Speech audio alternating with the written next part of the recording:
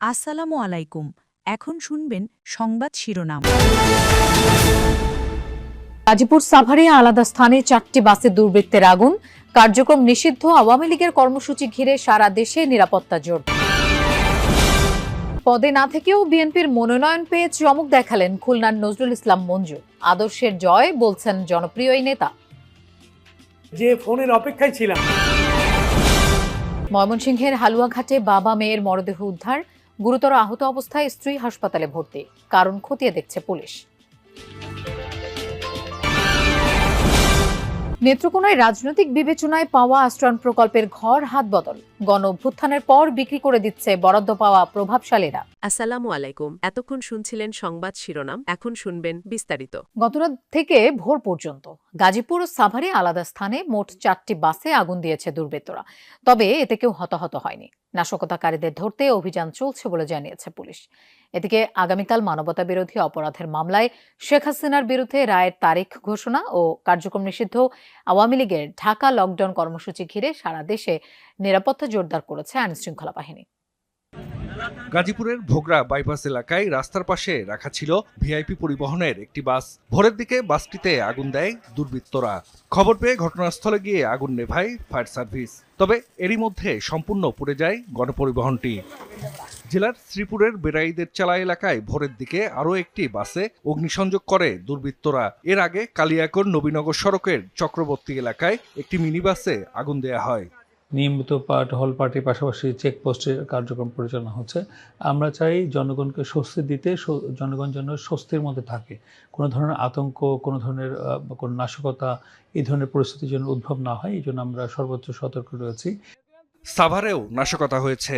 আশুলিয়ায় সরকার market এলাকায় নারী ও শিশু হাসপাতালের সামনের রাস্তায় বাস রেখে ভেতরেই ঘুমিয়েছিলেন চালক। ভোরের দিকে আগুনের তাপে ঘুম ভাঙে তার। কোনো রকমে বাস থেকে লাফিয়ে প্রাণে বাঁচেন তিনি। জড়িতদের ধরতে পুলিশের অভিযান চলছে।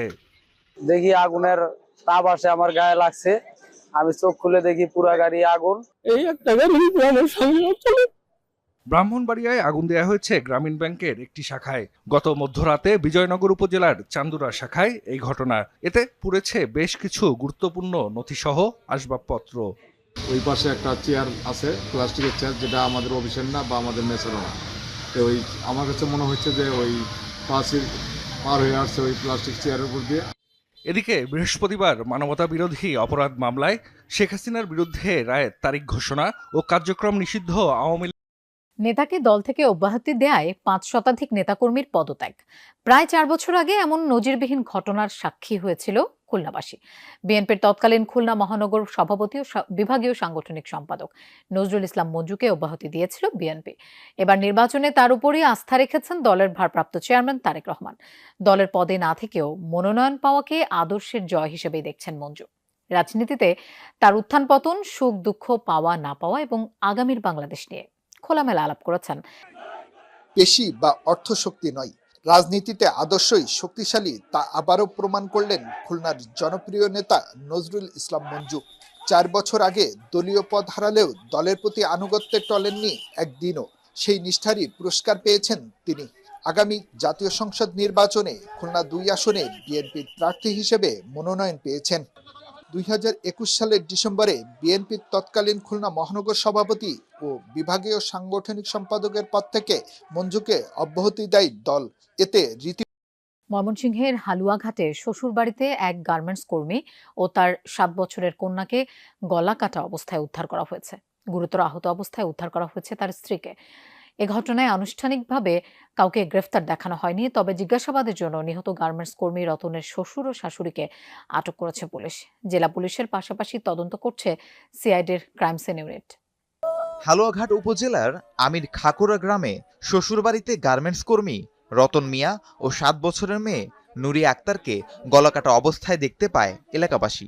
রক্তাক্ত অবস্থায় উদ্ধার করা হয় রতনের স্ত্রী জুলেখা বেগমকে।